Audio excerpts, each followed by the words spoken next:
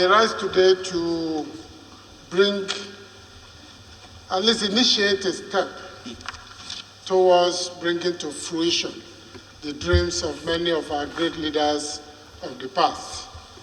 And whether we are talking of the late General Bumudia or General Kubu Gowon, former leader of this country, late Professor Ambrose Ali, General Ibrahim Babangida, Chief Odighe Oyegun, and many others.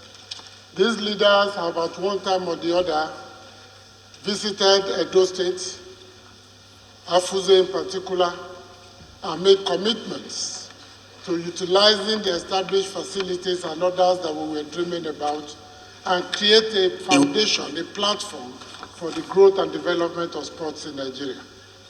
Mr. Speaker, I don't want to go into the disappointments that Nigerians have felt over the years following the dismal performances, our dismal outings. We even went to Olympic competitions and came back with not even a bronze medal and different other levels. But I want to point out that this dream behind this institution has been on for a very, very long time. And I think we're given the existing facilities at the location, it's only necessary that we pull all together and for the first time have a University of Sports in Nigeria. It will be the first in West Africa, the first in Africa, but not the first in the world. In fact, given the commitments of previous presidents of this country, previous leaders, the good people of Afuze donated 148 hectares of land to the federal government through the National Sports Institute for the establishment of this institution. It was used as an Olympics village, as a Games village, and many sportsmen and women that went through that institution have brought laurels to this country.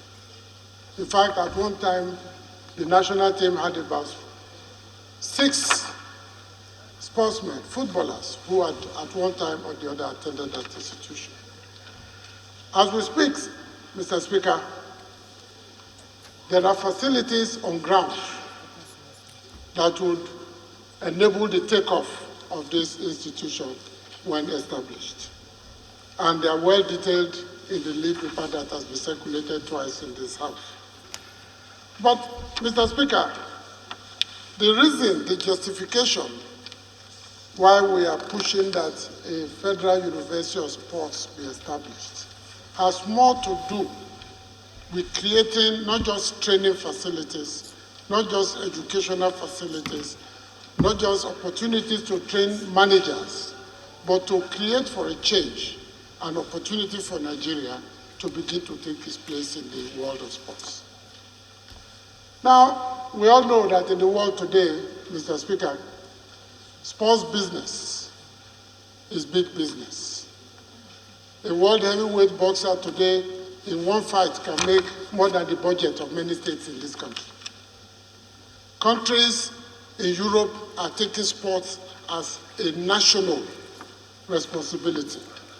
And if you look at the lead paper we submitted, we have listed several nations from Sweden to Norway to the United States to China to India to Germany that have established universities of sports because they wanted to provide that opportunity to empower their people, expand the understanding of sports, the teaching of sports, and provide career professionals that will continue to ensure that sports moves in the right direction and brings not just laurels, international recognition, but also the recognition. So, Mr. Speaker, I would like to conclude by drawing attention to the fact that the Federal University of Sports, Afuze, will be an institution where many of our former sportsmen and women have even expressed a desire to come and be part and parcel of the teaching, the research, the training,